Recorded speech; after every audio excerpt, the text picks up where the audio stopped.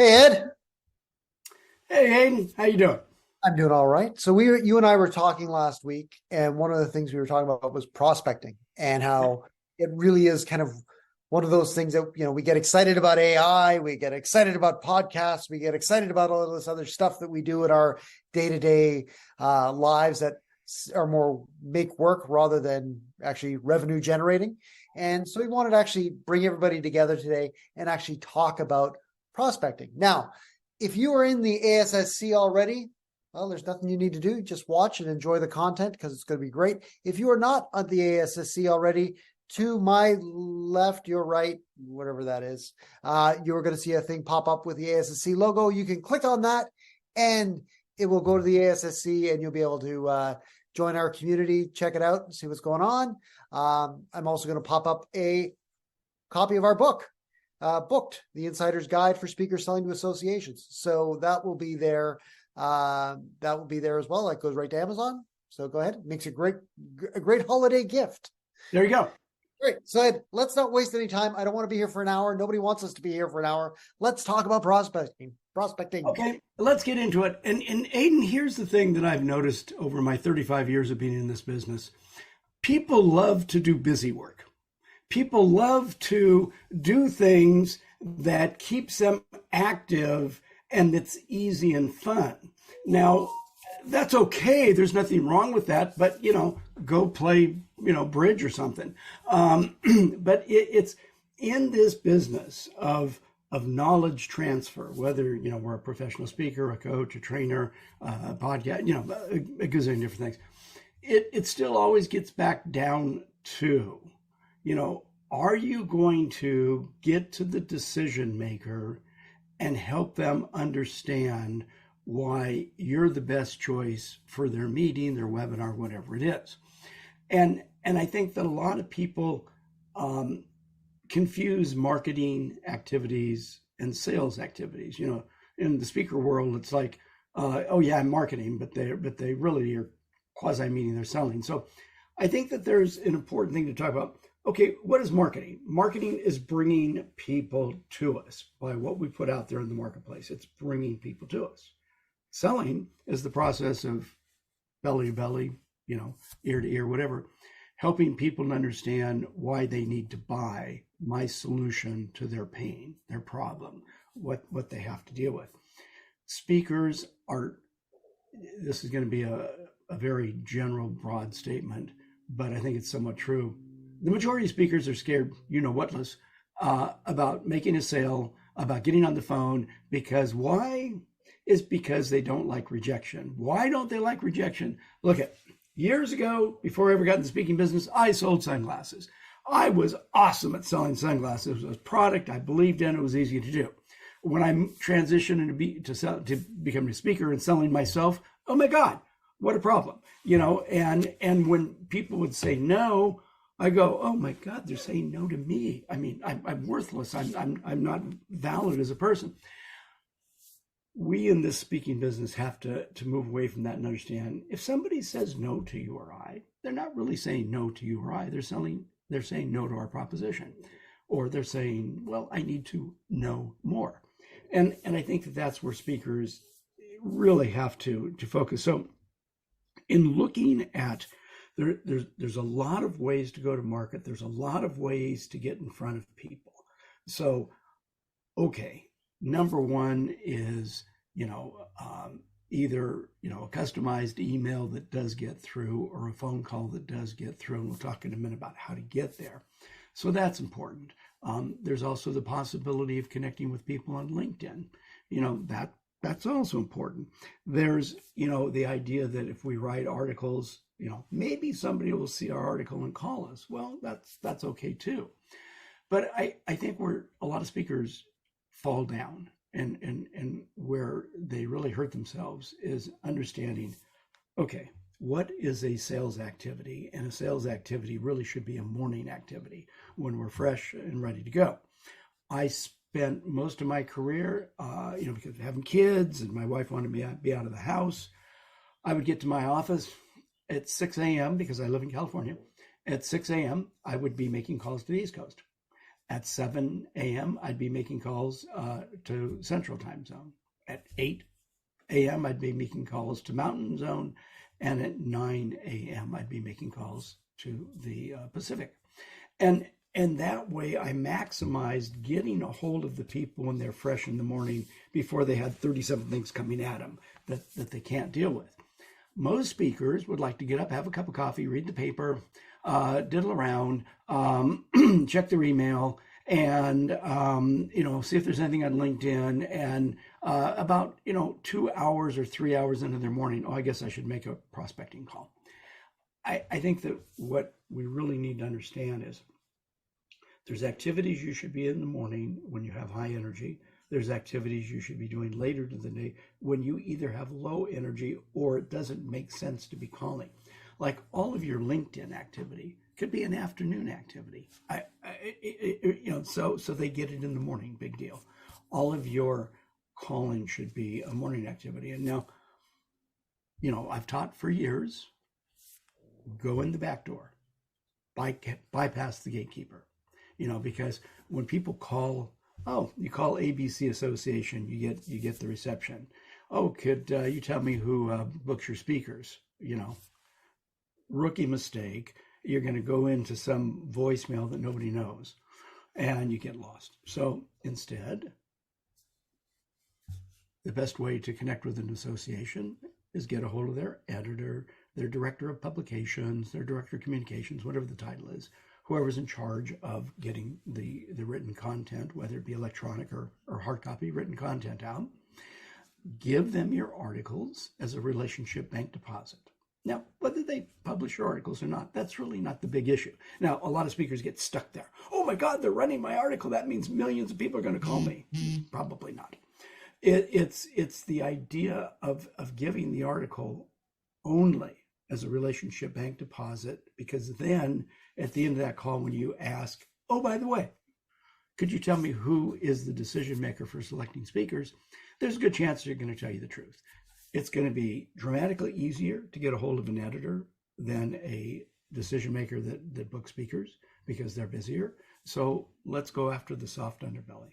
Once we finally find who the decision maker is, then we can sell. Now, I know at the ASSC on our website, we did the work for them. We've got 60 plus interviews with decision makers. So if you're an ASSC member, it's like, well, duh, it's right there. I mean, we're spoon feeding you, but let's just put that off to the side.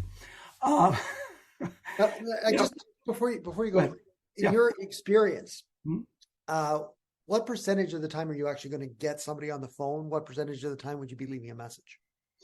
And what would be your ideas for each?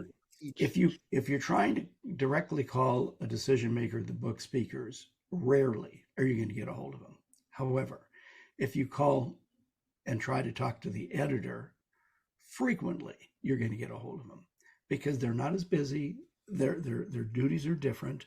It's always good to say when you talk to an editor, ask them, hey, are you under deadline? Just be polite. And if they aren't, they'll tell you. So that's what I'm saying. If you try to just bat your head through a brick wall and try to get straight to the decision maker, you're probably not going to get there.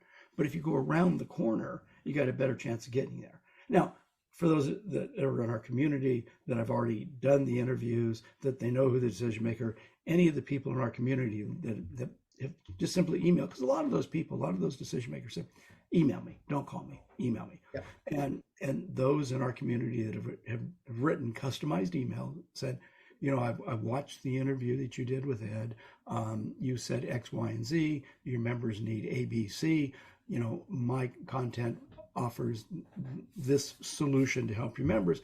And those people are getting through the noise because the decision makers that I've interviewed have said this constant thing. If you're going to get a hold of me, don't just spam me with email. Don't just keep putting stuff out there. Make sure that you help me to understand. This is what the decision makers say. Make sure that help me understand that you know what our organization is about. And that goes light years above the spam emails. Hi, I'm a speaker, book me. And so we are where we are today is a different place than where we were 30 years ago. And where we are today is they're busier. There's multiple ways of communication. They want a customized solution. The generalist speaker that just comes in and tells stories and is a little bit humorous, they're not as desirable as they once were unless they can really customize that humor and those stories to relate to the industry, which you've always tell people use chat gpt to study that association, put into chat what are the problems that ABC industry has. Chat gpt pops it and use that. You can leverage that. Now, just to get to the, like, you're giving a lot of great advice on what to do, but let's say I've got my phone right here. I got my phone. Okay. And I have one too. And I'm going to make some calls. I'm going to make some calls today. What should I have ready before I start making those calls? Because I don't want to just get phone numbers and start calling random editors. What should I have available on my computer in front of me? You'd be smart to have a script. Not that you have to read it word for word. And again, for those that are in the ASSC, we do have a script for them in our in our downloads.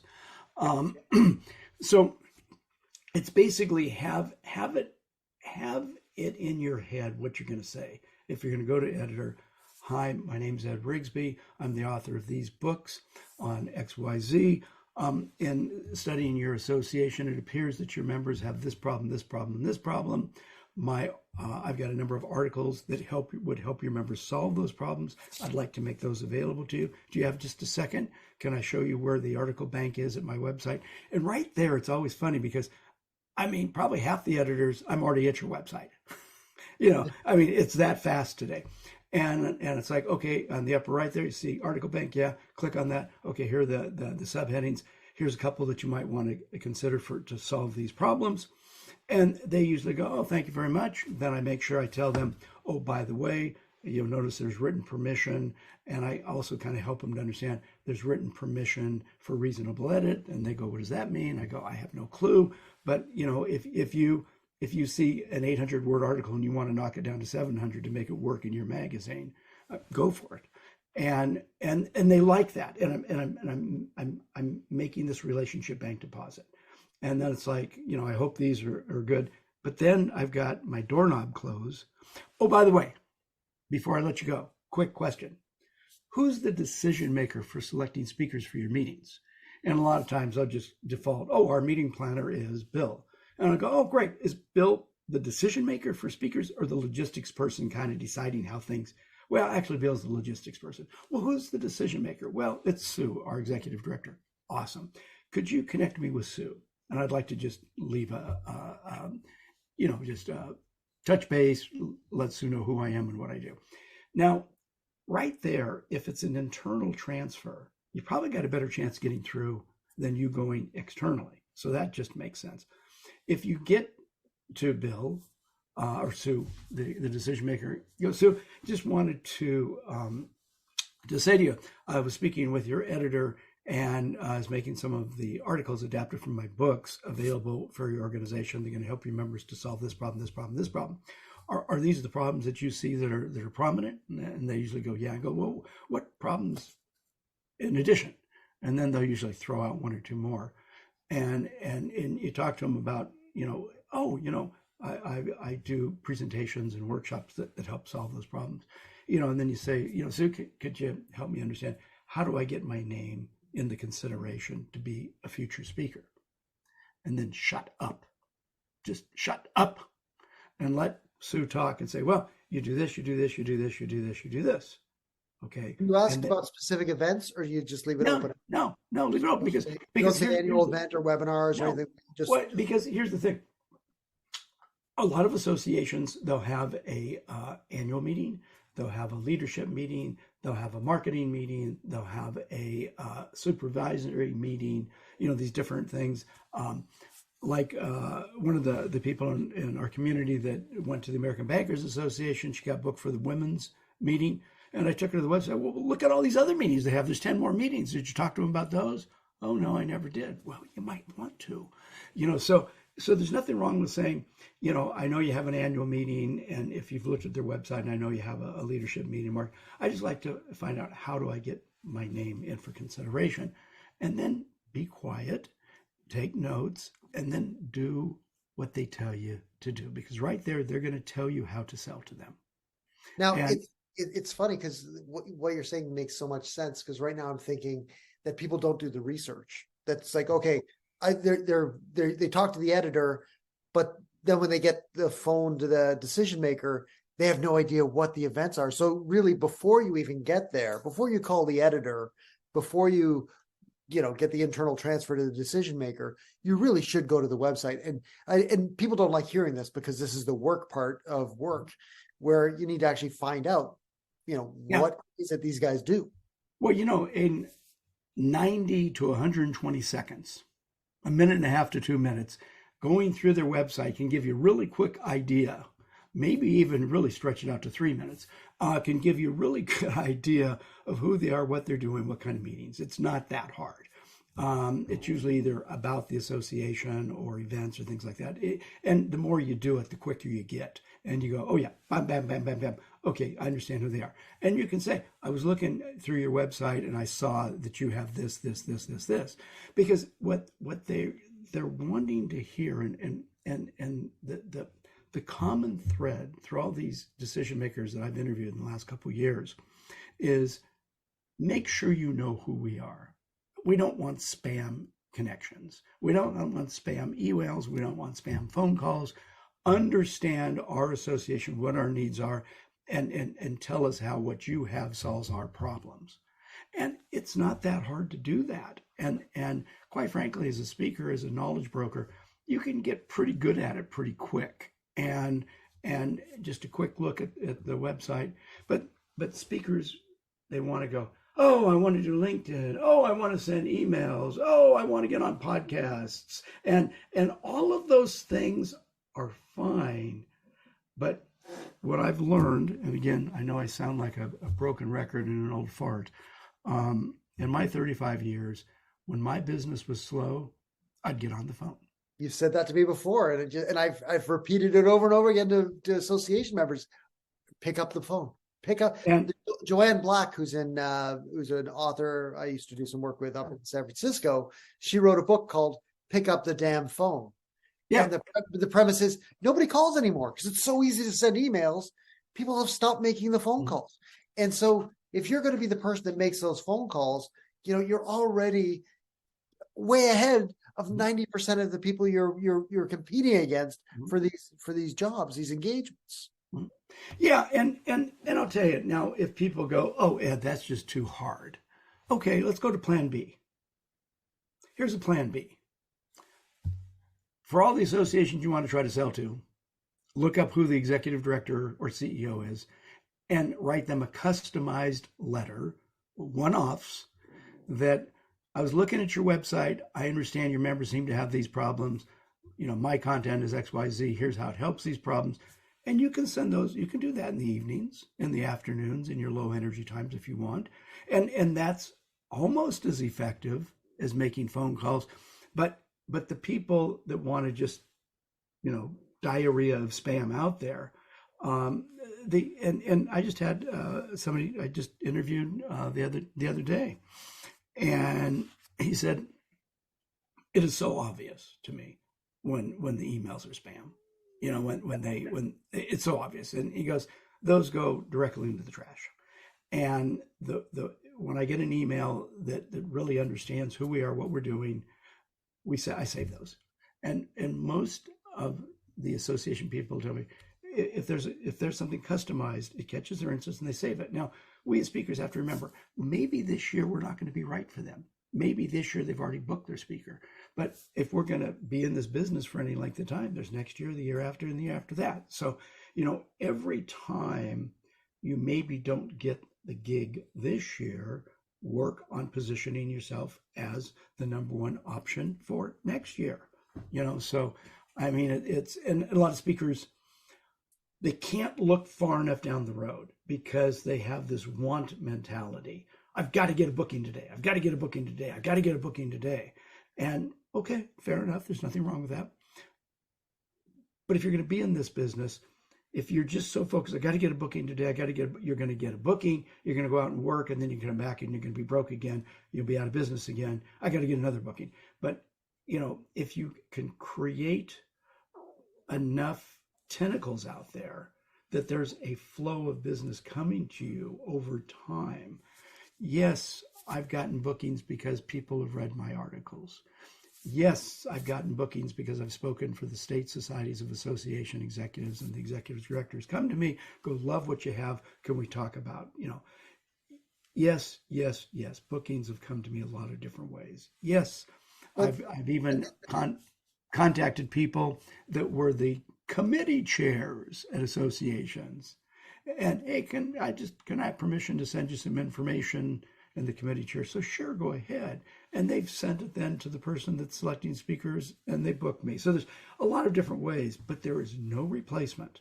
There's no replacement for customized either phone calls or writing emails. Now you got to remember, the cool thing with talking to the editors, you're going to know who the decision maker is. It's not always the executive director. It's not always the director of operations. It's not always the vice president. It's not always the director of conferences.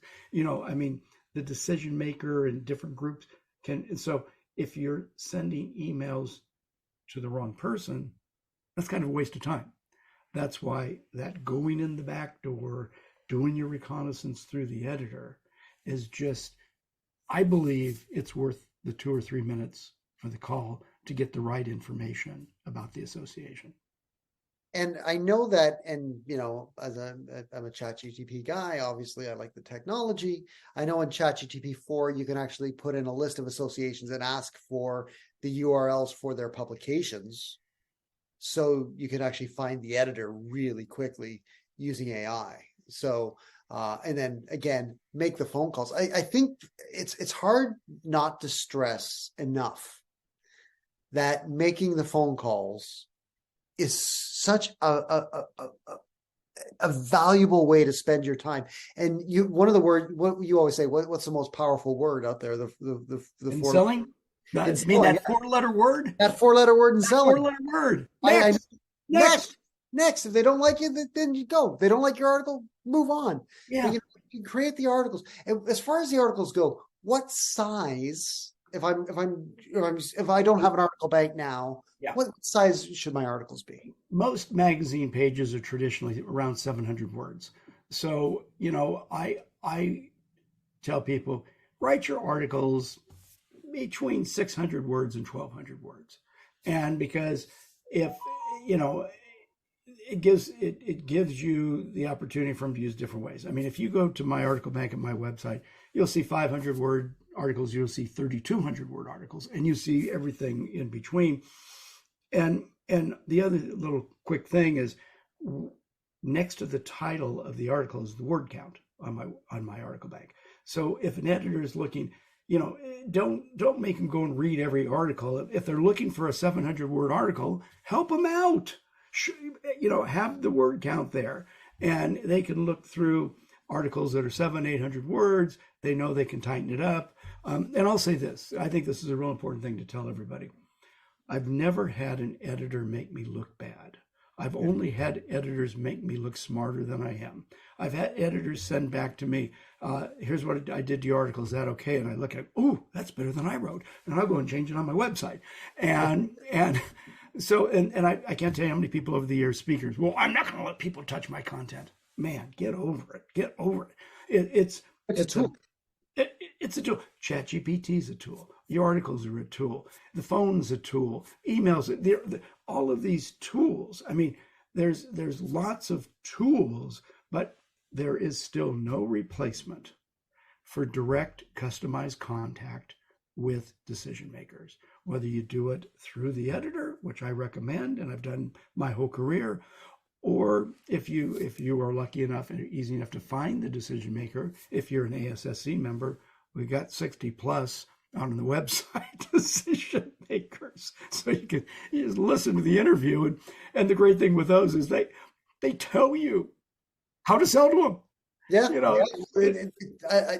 That that resource. That's funny because we first started with those conversations, that wasn't the purpose of it. But no, I always tell people there's people in our community that only use that page, and that's it. They never show up to any meetings. They don't use it, but that's where they go to find the decision makers. And I think between that and then finding the publications and the editors, and then just picking up the phone, like again, if I want everybody to leave with one thing today, I hate making phone calls. I am what Ed would call resistant. I hate it. yes, you do. I do. I hate it. But I understand it is the most effective way to reach who I need to reach. Have the script in your head, have the script beside you, make it sound natural. Thankfully, I took high school drama, so I can make it sound natural.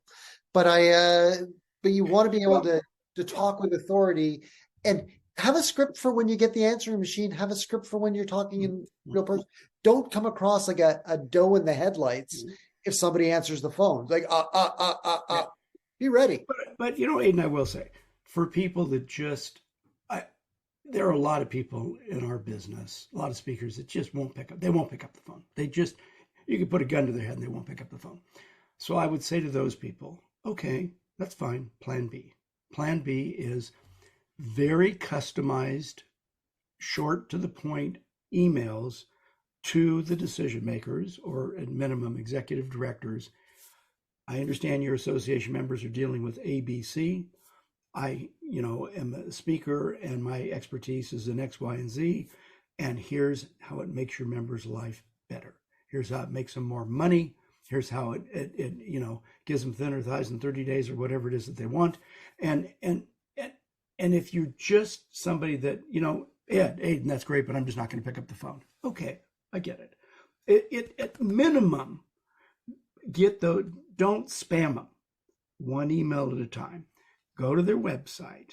You can use whatever. You can use ChatGPT to find associations, to find editors. There's lots of tools to find them. But the thing is if you're not going to call, then okay, at minimum, write customized emails, address it to the executive director or the CEO or something like that. And it's not as good as this, but at least there's going to be better results than just throwing crap out there like, oh, I'm going to write an article today and that's marketing. Oh, I'm going to go on LinkedIn and connect today. That's marketing. There's so much that we can do that's busy work and things that we should be doing in the afternoon or early evening, or when the kids go to bed or whatever your life situation is. But if you're not going to use our method of going through the editor, okay, at minimum, make it customized. Don't spam them. And, I just, Aidan, after how long have I been doing these interviews? 2 years now, 3 years? Yeah. I lose track of time, that's an age thing. That the constant thing I hear is, because when I ask them what drives them crazy about speakers, it's like they contact me and they don't know who we are. They contact me and their material just has nothing to do with what we do. It's like, why are you wasting my time?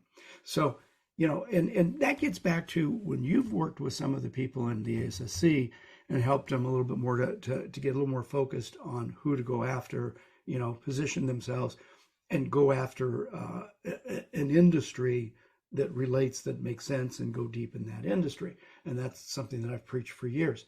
So go after who wants to book you, who can book you, who can get value. But if you're teaching certain skills like social media, maybe the doctors aren't who you want to speak to. Maybe you want to speak to office managers, and make sure that what your expertise is relates to that organization.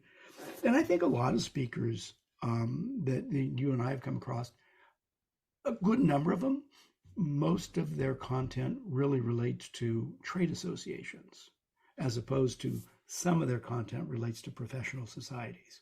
So, it's like if somebody isn't sure what to do, I would say go after the trade associations first. You got probably a much better chance and a more broad need because a trade association, those members are companies, so they're going to need IT, they're going to need leadership, they're going to need supervision, they're going to need HR, they're going to need marketing, they're going to need sales, they're going to need cybersecurity, they're going to need AI, and all of the things that a lot of us are speaking about. Yeah. They're going to need resilience, they're going to need productivity, and so that's a lot of the kind of a quick nutshell what a lot of speakers that we know speak on.